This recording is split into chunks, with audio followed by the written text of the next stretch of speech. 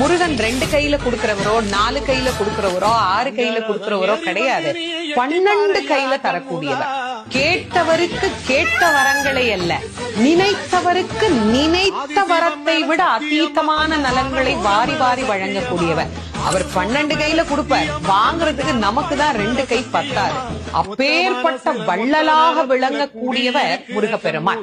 அவர் வள்ளல்னா பக்கத்துல இருக்கிற அம்மா சும்மா கிடையாது, அவள் வள்ளி. இவர் 1 கொடுத்தா அந்த அம்மா 2 கொடுங்கன்னு வாழலாம்.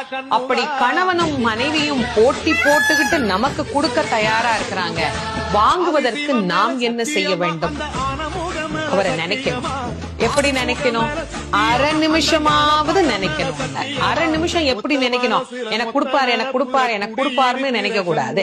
முருகப்பெருமானை உள்ளம் உருகி, அந்த உள்ளம் உருகுகிற போதே நமக்கு அப்படியே கண்களில் இருந்து ஆனந்த கண்ணீர் அப்படியே பெருகும்.